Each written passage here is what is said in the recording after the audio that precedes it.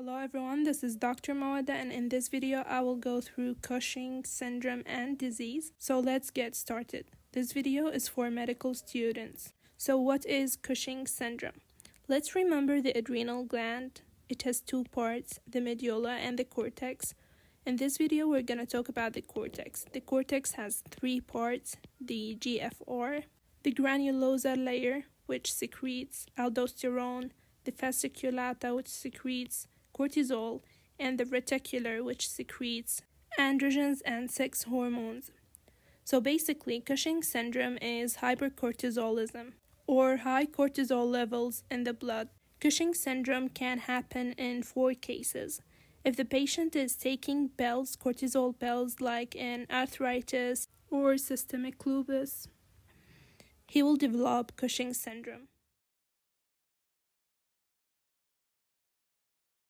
Or if the patient has an adenoma or carcinoma or any tumor that will secrete more cortisol. This endogenous secretion is called Cushing syndrome. Cushing can also happen when there is an ACTH secretion from the pituitary, when there is an adenoma or carcinoma in the pituitary gland and this adenoma is secreting ACTH.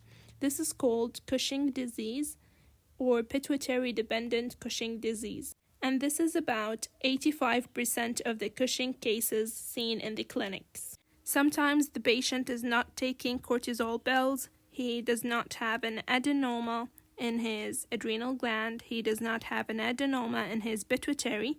This is highly suggestive that the patient has an ectopic ACTH secretion. Sometimes small cell carcinoma of the lung can secrete ACTH, causing Cushing.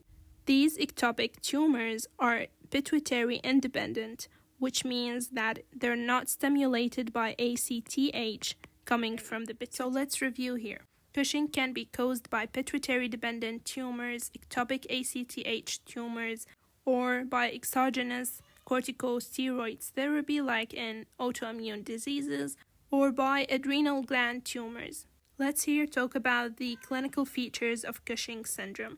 Cushing patients are referred to as lemon on sticks, as they develop central obesity and thin extremities. They develop the moon face and the buffalo hump. Cushing syndrome will develop abdominal striae and the collagen production will be low, so they have a thin skin. Here you can see some clinical features as well, like acne, easy bruising, osteoporosis, depression, menstrual disorders, hirsutism.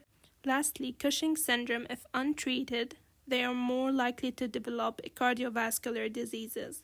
Let's here talk about the prevalence. Patients over 50 years are more likely to get Cushing disease. Females as well have a high predominance in ACTH dependent and independent Cushing disease. Men have shown a high predominance in ectopic ACTH Cushing. Here is further explanation of the Cushing disease. It's mostly caused by pituitary adenoma. This adenoma will secrete ACTH, so we will have high levels of ACTH in the blood. This will stimulate the adrenal gland to produce high levels of cortisol. This is what happens in the most cases. Cushing syndrome can happen locally as well. When there is a unilateral adenoma that secretes cortisol, cortisol level will be high in the blood.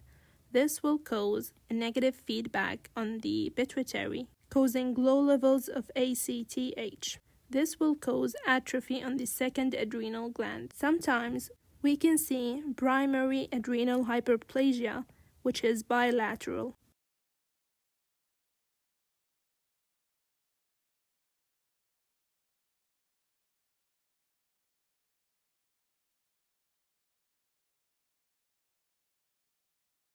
At this time, both the adrenal glands are secreting cortisol. This will lower the ACTH, but this time the two adrenal glands will be huge in size. Rarely, adrenal carcinoma can happen as well.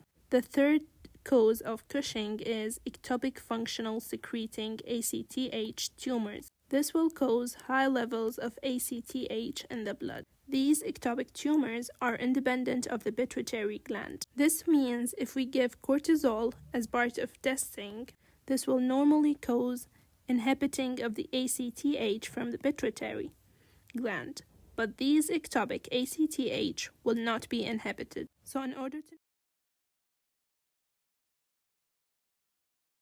order to know what is the cause of the Cushing syndrome in your patient, go ahead and ask them if they consume any type of corticosteroids like pills or inhalers. Do an MRI for the pituitary. Go ahead and do some CT scans for the abdomen and pelvis. This will define any adrenal tumors or ectopic tumors. Now let's get into the best part, which is diagnosing Cushing syndrome. Measure the late-night salivary cortisol, the 24-hour urinary free cortisol, the overnight dexamethasone suppression test that I've talked about, and the serum ACTH. If 2 or more of these criteria are positive, then we've got Cushing syndrome. Let's get into the treatment part. We've got 2 options. We can use drugs or surgery. For Cushing treatment, we can use ketoconazole, which inhibits the production of cortisol, or we can use, for more urgent cases, IV etomidate for 24-hour management of the cortisol before surgery.